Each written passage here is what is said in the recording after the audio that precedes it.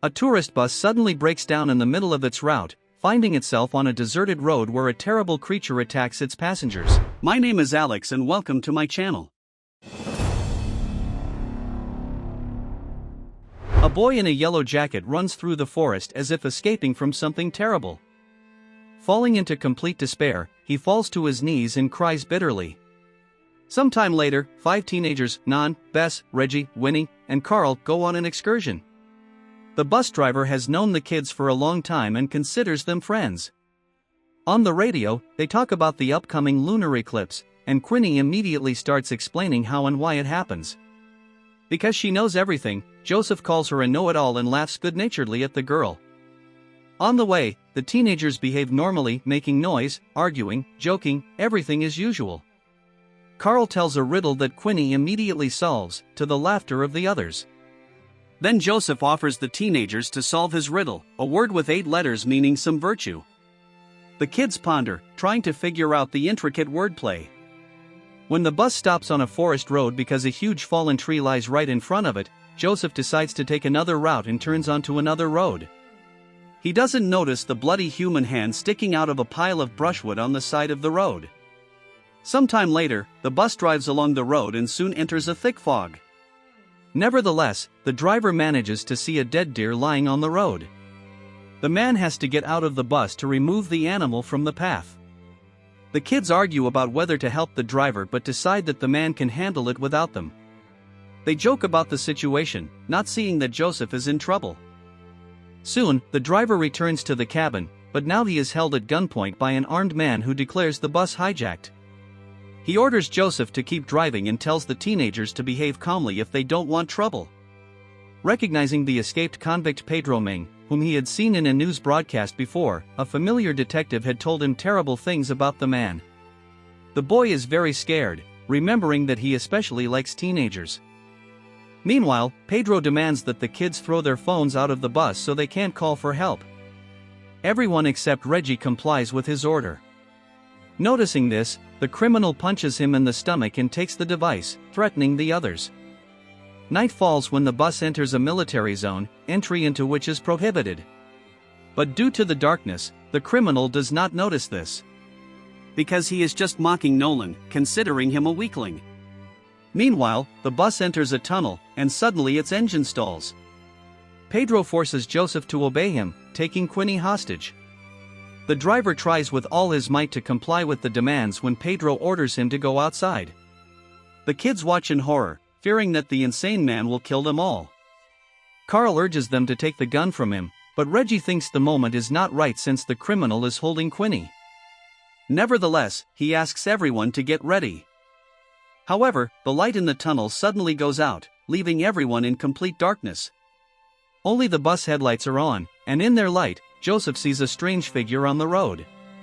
Pedro forces Joseph to check the stranger making strange noises. He goes to the figure, but as soon as he gets close enough, the creature attacks the driver and kills him to the great horror of everyone. Reggie urges them to go to the rescue, while the girls scream in fear. Pedro orders everyone to be quiet because he needs to think. In the end, he decides to try to start the bus, and it turns out that the ignition keys are not in the lock. Apparently, Joseph took them with him. Pedro chooses Carl to go and get them, but seeing his friend's fear, Nolan volunteers to do it instead. But while they argue, Bess suddenly gets out of the bus and goes to Joseph's body. The girl reaches him, takes the keys, and manages to return to the bus unharmed, although threatening sounds come from the darkness. She tells that the driver's body is terribly mutilated as if he had been in the jaws of some beast like a wolf, but Pedro does not want to hear about it. Putting a gun to Reggie's head, he orders him to start the bus. However, it does not obey. Pedro begins to lose patience, especially since the boy is behaving defiantly. Nolan intervenes in the argument, and Reggie manages to take the gun and points it at the criminal. But he is sure that the teenager will not be able to shoot. And at that moment, the monster jumps onto the roof of the bus. Taking advantage of the fact that Reggie is distracted, Pedro takes the gun. He goes outside to try to kill the beast, but the monster sneaks up on him and kills the criminal. The terrified teenagers rush around the bus, not knowing what to do. Reggie tries again and again to start the engine, but nothing works. Nolan urges everyone to calm down and act as a team. At this moment, the radio suddenly turns on, which scares everyone even more. The light in the cabin starts flickering, and Reggie suddenly sees all his friends and himself covered in blood. Nolan brings him to his senses when the kids see that some creature is circling around the bus and then pries open the back doors and climbs into the cabin. They rush to the front doors, but they are jammed. The teenagers try to break free from under the bus while the monster approaches them. Then Bess shines a flashlight in the creature's face, and it retreats to the end of the cabin while the kids finally manage to open the doors and escape. They run quite a long way through the tunnel, but there are still no exits. Soon, the kids find some side branch resembling a labyrinth, enter a room equipped with a door, and lock themselves in. Inside, there is some furniture and candles that the kids manage to light. And on the wall hang drawings similar to plans of military undergrounds, but the kids are not sure they understand them. Everyone decides to rest.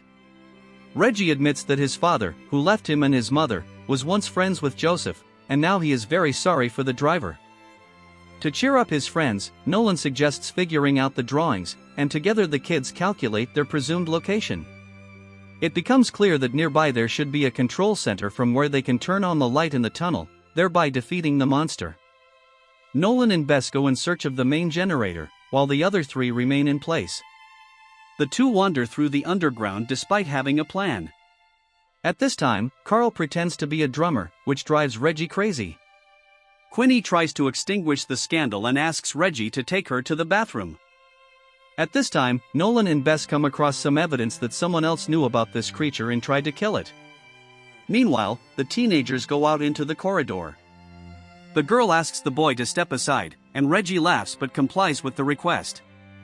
However, when after some time he calls out to Quinny, she does not respond.